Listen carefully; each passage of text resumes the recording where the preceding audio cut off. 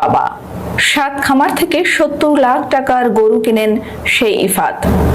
মতিউর রহমানই ইফাতের বাবা। লাখ টাকার বাগান খায় 1.5 টাকার ছাগলে, রাষ্ট্রের কোটি কোটি টাকা মাইরা এরা এই 15 লাখ টাকার ছাগল নিয়ে যে কাণ্ড ইফাদের, ভাই সে এই কুরবানির ঈদে 70 লক্ষ টাকার গরু কিনছে, আরো বিভিন্ন ফার্ম থেকে পত্রিকা লিখতেছে।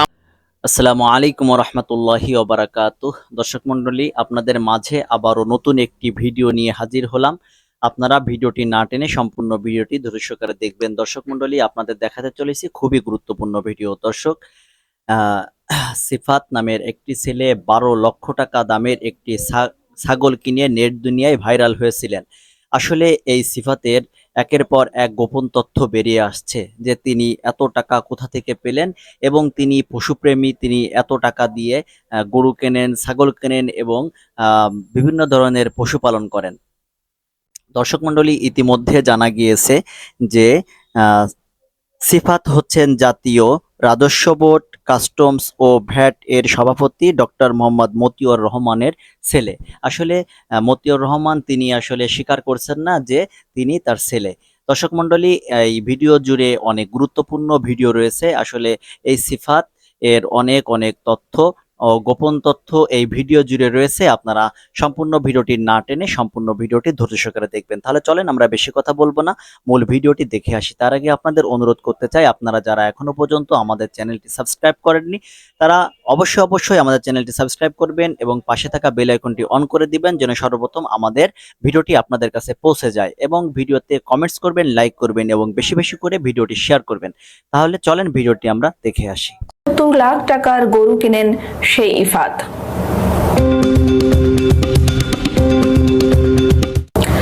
12 লাখ টাকায় একটি ছাগল কিনে আলোচনায় উঠে এসেছিলেন মুশফিকুর রহমান ইফাত নামের এক তরুণ। কোরবানি শেষ হলেও ওই ছাগল কাণ্ড নিয়ে বিতর্ক থামছে না। সামাজিক মাধ্যমে ঘুরছে ছাগল, ইফাত ও একজন রাজস্ব কর্মকর্তাকে নিয়ে নানা আলোচনা সমালোচনা। ইফাতের আসল পরিচয় নিয়েও জনমনে প্রশ্ন ঘুরপাক খাচ্ছে। ইফাত নাকি জাতীয় রাজস্ব বোর্ডের কাস্টমস, এক্সাইজ ও ভ্যাট অ্যাপিলেট ট্রাইব্যুনালের সভাপতি ডক্টর মোহাম্মদ মতিউর রহমানের ছেলে, যদিও তা অস্বীকার করেন মতিউর। ইফাতের সঙ্গে তার কোনো সম্পর্কই নেই বলেও জানিয়েছিলেন। আর ইফাত দাবি করেছিলেন তিনি কোনো ছাগল কিনেননি। তবে অনুসন্ধানে বেরিয়ে এসেছে মতিউর রহমানই ইফাতের বাবা। ইফাত রাজধানীর মোহাম্মদপুরের সাদিক এগ্রো থেকে একটি ছাগল ছাড়াও ঢাকার অন্তত 7টি খামার ও একটি হাট থেকে এবছর 70 লাখ টাকার গরু কিনেছেন। গত বছরও কিনেছেন 60 লাখ টাকার পশু। 15 লাখ টাকার ছাগল কিনে লাখ টাকা অগ্রিম দিয়ে ছাগল ঘরে না আনা আলোচিত ইফাত পাখি পুষতে পছন্দ করেন। 2.5 লাখ টাকার পাখিও তার ঘরে আছে বলে এক ভিডিওতে ইফাতকে বলতে শোনা গেছে। তার ঘরে মিশরের বাজরিগার পাখি, অস্ট্রেলিয়ার গালা কাকাতুয়া সহ আছে নানা প্রজাতির বেড়ালও। এবার কোরবানির ঈদে রাজধানীর মোহাম্মদপুরের সাদিক এগ্রো থেকে 12 লাখ টাকায় একটি ছাগল কিনে আলোচনায় আসেন 19 বছর বয়সী এ তরুণ। কিন্তু ফেসবুকে শুধু একটি ছাগল কেনার ভিডিও ঘুরলেও গণমাধ্যমের হাতে এসেছে দামি পশু কেনার অর্ধশত ভিডিও এবং ছবি। এসব ভিডিওতে ইফাতকে গরু কিনতে দেখা যাচ্ছে। ভিডিওর সূত্র ধরে ঢাকার আশেপাশে 10টি খামারে খোঁজ নিয়ে জানা যায় ইফাত এবছর 7টি খামার থেকে 70 লাখ টাকার গরু কিনেছেন। তবে ফেসবুকে বিতর্কের মুখে সাদিক এগ্রো থেকে কেনা ওই ছাগল তিনি আর বাসায় নেননি। অন্য খামার ও হাট থেকে কেনা পশু তিনি ডেলিভারি নিয়েছেন। ইফাত এবার সাদিক এগ্রো ছাড়াও সামারাই agro, Rama cattle farm, Hamba Pagla agro and dairy farm, Sara agro, Buddhu cattle farm এবং গাবতলী হাট থেকে গরু কিনেছেন। সব মিলিয়ে তিনি 70 লাখ টাকার পশু কিনেছেন। এর সবগুলো ভিডিও গণমাধ্যমের কাছে আছে।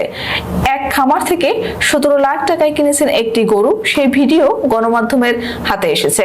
আর গাবতলী হাট থেকে কিনেছেন 1,54,000 টাকার গরু। গাবতলী হাটে গরু কেনার সেই ভিডিও একটি ইউটিউব চ্যানেলে প্রকাশ করেছে। সেখানে ইফাত বলেছিলেন সুন্দর আকর্ষণীয় গরু কেনা তার শখ। সাদিক এগ্রো থেকে 12 লাখ টাকায় ছাগল কিনতে পেরে যে তিনি বেশ খুশি, তাও ওই ভিডিওতে বলেছিলেন ইফাত। এ তো গেল দামি পশু কেনার শখ। ইফাত দামি গাড়ি আর দামি ঘড়ি কিনতেও পছন্দ করেন। ফেসবুকে লাখ টাকা ঘড়ি আর দামি গাড়ির অসংখ্য ভিডিও আপ করেছেন তিনি। ঢাকার রাস্তায় দামি গাড়ির রেসিং এর ভিডিও আপ করেছেন। চলতি বছরের রাজধানীর ধানমন্ডিতে বেপরোয়া গতিতে গাড়ি চালিয়ে দুর্ঘটনার মুখে পড়েছিলেন ইফাত। তখন সাধারণ মানুষ পিটুনি দিয়ে তাকে পুলিশে দেওয়ার একটি ভিডিও পাওয়া গেছে। রাতভর ধানমন্ডি থানায় আটক থাকার পর সকালে ছাড়া পান তিনি। মাস দুয়েক আগে গুলশানে পুলিশের সঙ্গেও মারামারিতে জড়িয়েছিলেন ইফাত। রাজধানীর ধানমন্ডির ৮ নম্বর রোডের ইম্পেরিয়াল সুলতানা ভবনের ৫ম তলায় থাকেন ইফাত। বৃহস্পতিবার সকালে বাসায় গিয়ে কাউকে পাওয়া যায়নি। ইম্পেরিয়াল সুলতানা ভবনের নিরাপত্তা কর্মী বলেন, ইফাত মঙ্গলবার বাসা থেকে বের হয়ে আর আসেননি। যদিও বুধবার জাতীয় রাজস্ব বোর্ডের সদস্য মতিউর রহমান দাবি করেন, ছাগল সহ যে ভিডিওটি ভাইরাল হয়েছে সেখানে থাকা ওই যুবককে তিনি চেনেন না। ইফাত তার ছেলে নন। একটি গোষ্ঠী তার বিরুদ্ধে অপপ্রচার চালাচ্ছে। তবে বৃহস্পতিবার ফেনী ২ আসনের সংসদ সদস্য নিজামুদ্দিন হাজারী গণমাধ্যমকে বলেন, আমি যা বলছি তাই সত্য। ইফাত আমার মামাতো বোন শাম্মী আক্তার শিবুর সন্তান, আর মতিউর রহমানই ইফাতের বাবা। ইফাত এনবিআর সদস্য মতিউর রহমানের দ্বিতীয় পক্ষের ছেলে। এই সংসারে ৩ ছেলে মেয়ে। এক মেয়ে লাখ টাকার বাগান খায় ১.৫ টাকার ছাগলে রাষ্ট্রের কোটি কোটি টাকা মাইরা এরা এই ১৫ লাখ টাকার ছাগল নিয়ে যে কাণ্ড ইফাদের, ভাই সে এই কুরবানির ঈদে ৭০ লক্ষ টাকার গরু কিনছে, আরো বিভিন্ন ফার্ম থেকে পত্রিকা লিখতেছে, আমরা না। আচ্ছা, এরপরে যেই ছেলেরে নিয়া তার বংশ নিজের নাম পরিচয় স্বীকার করলো রাজস্ব কর্মকর্তা মতিউর, ওনারও তো আমরা গ্রেপ্তার দাবি করি। রাষ্ট্রের কি পরিমাণ টাকা এরা লুটপাট করে একটা প্রবাসী বিদেশ থেকে যাইতে দেশে একটা মোবাইল নিব, আর এটার উপর ট্যাক্স বসাই দিছে। কারণ কি, এদের তো দরকার, সরকার রাজস্ব হয় না, ইতানে তো খাইয়ালাই সবডি খাইয়া দেশে বিদেশে বিয়া করে আর টেহা পয়সাটি দিয়ে এরকম করে। যেই গুরুত্বপূর্ণ জায়গাটি ভার হইয়াছে, আমরা দুদক করে বলবো তার গ্রেপ্তার করেন। ঘটনা কি দেখেন, সে সাইবার ক্রাইমে যাবে। আর তুমি কি সাইবার ক্রাইমে যাইবা? তোমার বিরুদ্ধে দেশ রাষ্ট্রবাদী হইয়া মামলা করা দরকার তোমার বিরুদ্ধে। ঘটনা দেখেন। আচ্ছা, গত পরশুদিন আমি আজকে নিউজটা দিয়েছিলাম, জানি কালকে, যে ইফাত নামক তার কোনো ছেলে নাই, তার ছেলের নাম তৌফিকুর রহমান, ঠিক আছে, কিন্তু এটা পয়লা তরফের। দ্বিতীয়টা কোনটা, এইটা মনে করলেন ইফাত। এবার আসেন ঘটনা পেশ লাগছে কেমনে। গতকালকে সে বলছিল, আমি পুলিশের সাইবার ক্রাইম ইনভেস্টিগেশনের বিভাগের সহায়তা চেয়েছি, আইনি পদক্ষেপ নেব, আসো তোমার সাথে আমরাও নেব। এনবিআর এর সদস্য মতিউর রহমান 2টি বিয়ে করেছেন। প্রথম সারির গণমাধ্যম সময় টিভি থেকে শুরু করে আজকে সবাই নিউজটা করছে। প্রথম স্ত্রীর নাম কি লাইলা কানিজ, যিনি বর্তমানে নরসিংদীর রায়পুরা উপজেলা পরিষদের চেয়ারম্যান। মানে চ্যানেল দেখছেন কই আর কি। আচ্ছা, তাদের এক ছেলে এবং এক মেয়ে রয়েছে। অন্যদিকে দ্বিতীয় বিয়ে করেছেন, দ্বিতীয় স্ত্রীর সন্তান হচ্ছে মুশফিকুর রহমান ইফাত। ফেসবুকে বাবা মতিউর রহমানের সঙ্গে ইফাতের যুগলবন্দি বেশ কয়েকটি ছবি দেখা গেছে। বাংলাদেশের প্রজাতন্ত্রের কর্মচারী, যাদেরকে আমরা সরকারি কর্মকর্তা বলি, আমলা বলি, তারা কি করেন, কিভাবে সম্পদ অর্জন করেন, কতটা সম্পদ অর্জন করেন, আমাদের এক ধরনের ধারণা আছে। তাদের অসততা সম্পর্কে আমাদের ধারণা আছে। তাদের নৈতিক মানের কত অবক্ষয় হয়েছে সেটা সম্পর্কেও ধারণা আছে। তারপরও যখন খুব প্রকাশিত হয়ে যায়, সেটা নতুন করে আলোচনা দাবি রাখে। আমি যারা মতিউরের কথা বলছি, মতিউর সেই ভদ্রলোক যিনি ইফাত নামে একটা ছেলে, যে 12 লাখ টাকায় ছাগল কিনেছিলেন এবং সারা দেশে সেটার তীব্র আলোচনা সমালোচনা হয়েছে। এরা মতিউরের সন্তান বলে যখন প্রচারিত হয়েছে, তিনি ডাহা অস্বীকার করেছেন এবং এরপর যা প্রমাণ হলো আমরা এর মধ্যে জেনেছি। তারপরও কিছু কয়েকটা কথা একটু বলা দরকার। এবং তাহার সম্ভবত নড়চড় পুরো বন্ধ করে দিয়েছে জনাব নিজাম হাজারী, আওয়ামী লীগ নেতা এবং একজন দামি এমপি। আসবো সেই আলোচনায়ও। একটু ঘটনার প্রেক্ষাপটগুলো দেখি। আমি আবারও বলছি, এটা নিয়ে যতই আমরা বলি না কেন, এগুলো দিয়ে আমাকে ব্যস্ত রাখা হচ্ছে। এর অনেকগুলো ডাইমেনশন আছে, সেগুলো নিয়ে আলোচনা করা দরকার। প্রাথমিকভাবে যখন তথ্যটা পাওয়া গেল, তখন সবাই তাকে জড়িয়ে কথাবার্তা বললেন। তারপর দু একটা পত্রপত্রিকায় উনি সাক্ষাৎকার দিয়ে ভীষণ আবেগী ভাষায়, এবং আবেগী ভাষা আরও অবশ্য পরে দেখেছি, সেই প্রসঙ্গেও আসবো, উনি জানালেন যে এই নামের কাউকে তিনি চেনেনই না। সন্তান হওয়া দূরেই থাকুক, তার সন্তান কারা কারা সেই ফিরিস্তে দিলেন, অনেকে পাবলিশ করলো এবং হম্বিতম্বিও করলেন। উনি সাইবার যে সাইবার যে ইউনিট আছে পুলিশের, তাদের কাছে যাচ্ছেন, উনি দেখে নেবেন কারা এসব অপপ্রচার করছে। এরপর উনি একটা টিভিকে সাক্ষাৎকার দেন। আমি সাক্ষাৎকারটা আপনাদের মন্তব্যে দিয়ে দিচ্ছি, ভিডিওর আপনারা একটু দেখবেন প্লিজ। একটা মানুষ, একটা ভণ্ড মানুষ, একটা আপাদমস্তক টাউট বাটপার কিভাবে কথা বলে, কিভাবে কথা আল্লাহর নাম নেয়, একটু দেখা দরকার আছে। এবং অনেক জবাব তার এই ইন্টারভিউটাতে আছে। আমি জানি না ইন্টারভিউটা শেষ পর্যন্ত এখানে থাকবে কিনা। এবং অবিশ্বাস্যভাবে যে চ্যানেলে ইন্টারভিউটা নিয়েছে, প্রশ্নকর্তাকে মনে হচ্ছিল প্রধানমন্ত্রীর সামনে যে ওরকম সাংবাদিকরা যেভাবে প্রশ্ন করে সেভাবে প্রশ্ন করছেন। Very surprising. এই চ্যানেলটা এরকম একটা ইন্টারভিউ আমরা বুঝতে পারি যে তার ইমেজ পুনরুদ্ধারের মিশনে এই ইন্টারভিউটা নেওয়া হয়েছে। এবং ইন্টারভিউটা শুনলে দেখবেন, আমি দুবার শুনেছি কারণ তিনি কথা বলতে চাই, ওখানে বোঝা যায় যে তারা পরিচিত। কারণ উনি এক পর্যায়ের যিনি সাক্ষাৎকার নিচ্ছেন, এটাও একটা স্ট্র্যাটেজিক ভুল।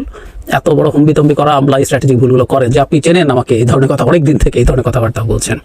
যাই হোক, উনি অস্বীকার করেছিলেন এবং শেষ পর্যন্ত সেটা প্রমাণ হয়েছে, যেটা আমাদের নেটিজেনরা, আমাদের সিটিজেন জার্নালিজম যারা করেন, অনেকে খুব সুন্দর করে বের করে অলমোস্ট কনক্লুডিং পথে বলে দিয়েছেন আগেই, যে ইনি মানে ইফাত আসলে জনাব মতিউরের দ্বিতীয় পক্ষের স্ত্রীর সন্তান। তার আরেকটা সন্তানও এই পক্ষের আছে।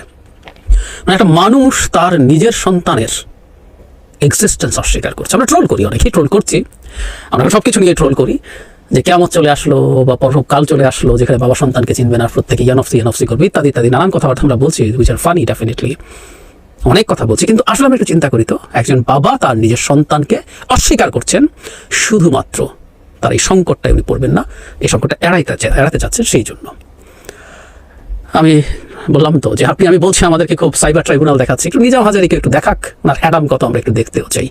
আমি ইন্টারভিউটা নিয়ে কয়েকটা কথা বলে আপনারা দেখবেন প্লিজ। ওখানে উনি কি কি অর্জন করেছেন, ওনার কত পার্সেন্ট বেশি ট্যাক্স উনি রেভিনিউ কালেক্ট করতে পেরেছেন ইত্যাদি ইত্যাদি কথা বলছেন ক্রমাগত। এবং শেষ একটা পর্যায়ে বলছেন যে যিনি এত টার্গেট অ্যাচিভ করতে পারে তিনি দুর্নীতি করতে পারেন না। মানে আইদার উনি স্টুপিড অথবা উনি আমাদেরকে স্টুপিড মনে করেন আসলে। কারণ ইদানিং সরকারি চাকরি করতে করা মানে হচ্ছে আর কারো মানুষ মনে করেন না তারা। মানে তারা ভাবতেও পারেন না যে এই দেশেই বহু মানুষ আছে যারা ওই সরকারি চাকরির চেষ্টাও কোনোদিন করে নাই। তারা মনে করে সবাই চেষ্টা করেছে, ফেল করেছে, ওনারা পেরেছেন, সাথে টাকা, ক্ষমতা, প্রতিপত্তি, আর কাউকে মানুষ মনে হয় না। আপনি যদি আপনার টার্গেট বাড়াতে পারেনও, ওটা আপনি দুর্নীতি করেন না গ্যারান্টি দেয়, এটা যুক্তি হাস্যকর। আগের মতো বেরোজিরের টোন পাই, ডেকে জিজ্ঞেস করে আজিজের টোন পাই, আজিজ বলছে আমার ভাইরা কেউ কারো কাছ থেকে টাকা নিয়েছে কিনা এনে জিজ্ঞেস করে প্রমাণ করেন। কোনোদিন এটা হয়? ঘুষের প্রমাণ এভাবে থাকে। এবং যেটা বলছি লক্ষ্য করার মতো, কথায় কথায় আল্লাহ, কথায় কথায় আল্লাহ, কথায় কথায় আলহামদুলিল্লাহ, কথায় কথায় বিসমিল্লাহ, কথায় কথায় আল্লাহর নাম। আল্লাহ চাইলে সম্মান দেয়, আল্লাহ চাইলে সম্মান দেবে না। মানে প্রতিটা বাক্যে ছেলে কেমন প্রমাণ কি খুব ইন্টারেস্টিং। তার যে সন্তানকে তিনি নিজের সন্তান বলে স্বীকার করেন, তার প্রথম পক্ষের স্ত্রীর সন্তান, সেই সন্তান এতই পরহেজগার, মানে আউট অফ কনটেক্সট কথাগুলো উনি বলছেন, এতই পরহেজগার, সে 5 ওয়াক্ত নামাজ তো পড়ে সপ্তাহে নাকি প্রতি সপ্তাহে 2 দিন করে রোজা রাখে, এসব বলছেন। এবং একটা পর্যায়ে বলছেন তার ছেলে কতটা আল্লাহ ভীরু, বিয়ের আগে কোনো নারীর চোখের দিকে নাকি সে তাকায়নি। মানে একটা টাউট বাটপার লোকের মুখে এসব আসে। এবং এভাবেই তারা, আমি ইদানিং দেখি যে বহু টাউট বাটপারের মুখে আসলে এই ধর্মের কথাবার্তাকে একটা মুখোশ হিসেবে তৈরি করা, তাই করেছে। আরেকটা মুখোশ আছে তার, সেটাও আসবো, আওয়ামী লীগ একটা চমৎকার মুখোশ তার। উনি এগুলো বললেন, ডাহা অস্বীকার করলেন, এবং উনি কিভাবে তার সম্পদ অর্জন করেছেন তার বর্ণনাও দিচ্ছেন। কিভাবে উনি শেয়ার বাজারে, এটা এক ধরনের কারসাজিই বলা যেতে পারে, উনি করে টাকা করেছেন বলে দাবি করছেন। এবং আমি এই প্রসঙ্গে একটা চমৎকার স্টেটাস দিয়েছেন আমাদের অনেকেরই খুব শ্রদ্ধেয় মানুষ জনাব কামাল আহমেদ, বিবিসি বাংলায় ছিলেন, প্রথম আলোতে কলাম লেখেন। কামাল ভাই স্টেটাসটার একটা অংশ আমি একটু পড়ি, তাতেই হয়ে যাবে আমার মনে হয়। অ্যান্ড আই হোপ উনি এটা বিস্তারিতভাবে কলামও লিখবেন। উনি লিখছেন, বাহ, দুর্নীতিকে বৈধতা দেওয়ার কি চমৎকার ব্যাখ্যা। আলোচিত রাজস্ব কর্মকর্তা তার সম্পদ অর্জনের ব্যাখ্যায় বললেন, সমস্যায় থাকা বড় বড় কোম্পানির মালিকদের ডেকে নিয়ে এসে নানা রকম বুদ্ধি দেওয়ার বিনিময়ে শেয়ার নিয়ে পরে তিনি তার লাভে বিক্রি করেছেন। উদাহরণ হিসাবে মেয়ের নামে শেয়ারে এভাবে 14 গুণ লাভের কথা স্বীকার করেছেন। এগুলোকে বাটপারি ছাড়া অন্য কিছু বলা যায় না। কর বিভাগের পদে আসীন না থাকলে কারো পক্ষে কোনো কোম্পানির শেয়ার এভাবে হাতে নেওয়া অসম্ভব। আবার বড় বড় কোম্পানির আর্থিক অবস্থার তথ্য আগাম জেনে তার সুবাদে ব্যবসা করার অপরাধে দেশের আইনে ইনসাইডার ট্রেডিং হিসেবে সংজ্ঞায়িত আছে। তার মানে এটা, এই যে আপনি তথ্য নিচ্ছেন, উনি যেটা বলেন সেটা হচ্ছে আপনি তথ্য নেন, এটাকে নিয়ে কাজ করেন, করে উনি এটাকে অনেক লাভে বিক্রি করেন, রীতিমতো নাম করছেন। এবং অবাক ব্যাপার লাগলো আমার কাছে, মানে কারোর কাছে স্টুপিডিটি মনে হতে পারে, আমার চালাকি মনে হতে পারে। এই মুহূর্তে উনি একটা শেয়ার নিয়ে কাজ করছেন, এবং আমি নাম বলছি না, সেই শেয়ারটার নাম বলছেন, এবং উনি বলছেন এটা দাম এখন এত আছে, 1 বছর পর এটা এত হয়ে যাবে। মানে ওই শেয়ারটার বাজার চাঙ্গা করানোর একটা ট্রিক উনি ওনার এই ইন্টারভিউতেও করলেন। মানে কি পরিমাণ ধান্দাবাজ একটা মানুষ আমরা বুঝতে পারছি। মানে উনি তথ্য নেন, তথ্য নিয়ে আগে শেয়ার নেন, পরে কাজ করেন, করে নাকি বিরাট হয়ে যায়। এবং একটা জায়গায় মেয়ের 1 কোটি টাকা শেয়ার 14 কোটি টাকা হয়ে গেছিল বলে জানিয়েছেন। সেটা বাটপারি। এবং এটা, এই জায়গাটা আমি আবারও বলি, এই যে আগাম জেনে যাওয়া যায় তার সুবাদে ব্যবসা করার অপরাধ দেশের আইনে ইনসাইডার ট্রেডিং হিসাবে সংজ্ঞায়িত আছে। তার মানে এটা একটা শাস্তিযোগ্য অপরাধ। উনি করছেন, আবার বুক ফুলিয়ে বলছেন এটা। আর ওই যে বললাম জয় বাংলার লোক, সেটাও আছে। তার স্ত্রী বিসিএস ক্যাডার ছিল, শিক্ষা ক্যাডারে। তারপর উনি এখন উপজেলা চেয়ারম্যান, বিনা প্রতিদ্বন্দ্বিতায় নৌকার প্রার্থী হিসাবে এসছে। এবং কেন? জাতির পিতা বঙ্গবন্ধু সব বলে শেখ মুজিবুর রহমানের আদর্শের জন্য আবেগী, তাই উনি চেয়েছেন সেই সেবা করুক। আমরা মেলাতে পারি আসলে ক্ষমতার বা হ্যাডামের জায়গাগুলো কোন জায়গা থেকে আসে, কিভাবে আসে জিনিসটা। সরকারি চাকরি ছেড়ে অতি জনসেবায় নেমে গিয়েছেন, উনি জনসেবা করছেন। আমি আগে বলেছি, এখনো বলছি, আওয়ামী লীগের সাথে কোনো না কোনো ফর্মে যিনি জড়িত, ফর্মালি ইনফর্মালি, উনি এই ভয়ঙ্কর, আমরা প্রায় ক্লিপ্টোক্রাসির কথা বলছি, এর পার্ট, চোরদের শাসনের পার্ট। উনি আওয়ামী লীগ করেন, নৌকা নিয়ে বিনা প্রতিদ্বন্দ্বিতা নির্বাচিত হয়েছেন, ওনার মুখ থেকে শোনা ওই হ্যাডাম দেখান। এক তো নিজের সরকারি জায়গা আছে, প্লাস ওয়াইফের সক্ষমতা, সব মিলিয়ে মানে আমরা বুঝতে পারছি ক্ষমতার জায়গাগুলো আসলে কিভাবে তৈরি হয়। নিজাম হাজারী একটা বোমাই ফাটিয়েছেন, কারণ অনেকে অনেক কিছু বলছে, অনেকভাবে বের করছে। নিজাম হাজারী বলছেন ইফাত এনবিআর সদস্য মতিউর রহমানের দ্বিতীয় পক্ষের ছেলে। ধারণা করছি রাগ করে মতিউর রহমান ইফাতের সঙ্গে যোগাযোগ সম্পর্ক অস্বীকার করছেন। মতিউর রহমান নিয়মিত দ্বিতীয় পক্ষের স্ত্রীর নানা পারিবারিক অনুষ্ঠানে অংশ নেন। এবং কেন এটা নিয়ে নিজাম হাজারীর মাথা ব্যথা? কারণ নিজাম হাজারীর মামাতো বোন হচ্ছে ইফাতের মা, তার মানে জানাব মতিউরের সেকেন্ড যে ওয়াইফ তার মামাতো, মানে এটা হচ্ছে নিজাম হাজারীর মামাতো বোন। তো নিজাম হাজারী বলেছেন, এবার একটু উনি ওনার ইন্টারভিউতে বলেছেন যে উনি সাইবার যে নিরাপত্তা আছে, সাইবার ইউনিট আছে, তাদের সাথে কথা বলছেন, হুমকি টুমকি দিচ্ছেন, উনি দেখবেন। অবশ্য আল্লাহর কাছেও বিচার দিয়েছেন, আল্লাহ তাদের বিচার করবেন। আবার শুধু আল্লাহর বিচার উপর রিলাই করেননি, উনি আবার এই থ্রেটও দিয়েছেন। ওই লোককে বলি যদি তার কাছে ভিডিও যায় সামহাউ, নিজাম হাজারীর বিরুদ্ধে একটা ব্যবস্থা নেন, সবচেয়ে ভালো। এত বড় মিথ্যা কথা বললো, এত বড় পরহেজগার, এত বড় বিরাট ধার্মিক মানুষ, বিরাট সিনসিয়ার কর্মকর্তার বিরুদ্ধে মিথ্যাচার করছে নিজাম হাজারীকে সাইবার ইউনিট দিয়ে ধরান, আপনার নামে কলঙ্ক রটিয়েছে। আমরা একটু ওই জায়গাটায় আসি যে আলাপগুলো অনেকেই করছি। ট্রু, একটা মানুষ এই চাকরি করছেন, এই চাকরি করে এই করছেন আপাদমস্তক টাউট বাটপার শ্রেণীর লোক, মানে আপনি অসৎ টাকা কামাচ্ছেন, ওটা করছেন, সেটা করছেন, সব করছেন, আপনি আপনার সন্তানের পিতৃত্বকে অস্বীকার করছেন, এই পর্যায়ে আপনি চলে যান। এবং ফ্যাক্ট তাহলে এখন সবই, এখন আপনি 52 লাখ টাকার কোরবানি দিয়েছেন, আগের বার 60 লাখ টাকা, কত টাকা আপনার আছে। আবার যে অ্যাগ্রো বিক্রি করেছে সে অ্যাগ্রো আবার এখন পাল্টা নাকি বলছে তারা এটা বিক্রি করে নাই, ওখানেও টাউট বাটপাররা বসে আছে কিনা দেখা দরকার। যে এখন এই লোকের হ্যাডামের চোটে অস্বীকার করছেন আমরা বেচি টেচি নেই, ছাগলটা আবার ফেরত দিয়ে গেছে, যাতে দেখানো যায়, ওই গল্পটা ফাঁদা যায় যে 1 লাখ টাকা দিয়ে করে। চারদিকে এই ঘটনাগুলো সামহাউ ঘটছে হয়তো। আর একটা আলাপ অনিবার্যভাবে অনেকে করছেন, খুব স্বাভাবিক, জেনুইন। যখন আপনি কোটি কোটি টাকা, অনেক কোটি টাকা ঘুষ খান, আপনি আসলে রাজস্বের কারসাজি কত কোটি টাকার করেন, কত শত শত কোটি টাকার, কারণ ছোট্ট একটা পার্সেন্টেজ ঘুষ খান, তার বিনিময়ে আপনি আসলে কি করেন, তাই না? এই ঘটে, এই হয়। সো এই ঘটনাটা আমাদের সামনে আসলে এই ব্যাপারগুলোকেই আবার ক্লিয়ার করছে। আবার বলছি, এগুলো এখন আমরা কনক্রিট ক্রুড প্রমাণ পাচ্ছি। এর বাইরে কিছু ডিফারেন্ট কিছু আমরা ভেবেছি না। কাস্টমসের বিভিন্ন জায়গায় যারা চাকরি করে তাদের অবস্থা কি মোটা দাগে, উইথ সাম এক্সেপশনস, আমরা আসলে খুব ভালো মতো জানি। এখন আবার সামনে আসলো, এবং সামনে আসাতে এখন আমাদের সামনে কনক্রিট এভিডেন্স আছে, আমরা বুঝতে পারি, জানতে পারি যে একটা মানুষ কি পরিমাণ নিয়েছে, তার নৈতিকতার মান কত নিচে গিয়ে ঠেকতে পারে। সব কিছু হুট করে অতি চালাকি করে, অতি বুদ্ধি দেখাতে গিয়ে লেজে গোবরে করেছেন। আমাদের ভালো লেগেছে। এই দেশের সামনে, এই জাতির সামনে এসব তৃতীয় শ্রেণীর নোংরা টাউট বাটপারদের মুখোশ যতটুকু খুলবে, অনেকেরই খুলবে না, অনেকেই এই বিপদে যান নাই, আবার অনেকেই নতুন করে শিখবেন। হ্যাডাম দেখালেও সেটা কতদূর দেখাতে হবে, ফেসবুকে দেওয়া যাবে কি যাবে না, বাড়ির লোকজন জানুক, আশপাশের লোকজন জানুক, বা না দরকারই নাই, আবার কোন সময় কি হয়। সো এটা একটা ভবিষ্যৎ শিক্ষাও অনেকের জন্য। আর কোরবানি যেমন আমরা এখন দুবাইতে বা অন্যান্য জায়গায় কিনি, এখন ওইসব জায়গায় কোরবানি দেওয়ারও চিন্তা করতে পারেন কেউ। আবার কোরবানি দিলে এখানে দেশে যে হ্যাডাম দেখানো আছে সেটাও হবে না। সো নানান রকম হিসাব নিকাশ এখন তারা করবেন, করার কথাই কিন্তু আছে আবহমান কাল থেকে। কিন্তু এক্সপোজারগুলো মানুষের সামনে কনক্রিট কিছু তথ্য তুলে ধরে, তাই এগুলোকে খুব তাচ্ছিল্য করে উড়িয়ে না দিয়ে এই আলাপটা থাকা দরকার। এত সময় ধরে আপনারা সম্পূর্ণ ভিডিওটি ধৈর্য সহকারে দেখেছেন, সেই জন্য আপনাদের অসংখ্য ধন্যবাদ। দর্শক মণ্ডলী, আপনারা এই সিফাত যে 12 লক্ষ টাকা দামের ছাগল কিনেছিলেন, সেই ভাইরাল হওয়া ভিডিওটি আপনারা দেখেছেন এবং সম্পূর্ণ বিষয়টুকু ভালোভাবে বুঝতে পেরেছেন। দর্শক, তাহলে আজকের মতন ভিডিও এখানে শেষ করছি। সকলে ভালো থাকবেন, সুস্থ থাকবেন, আল্লাহ হাফেজ।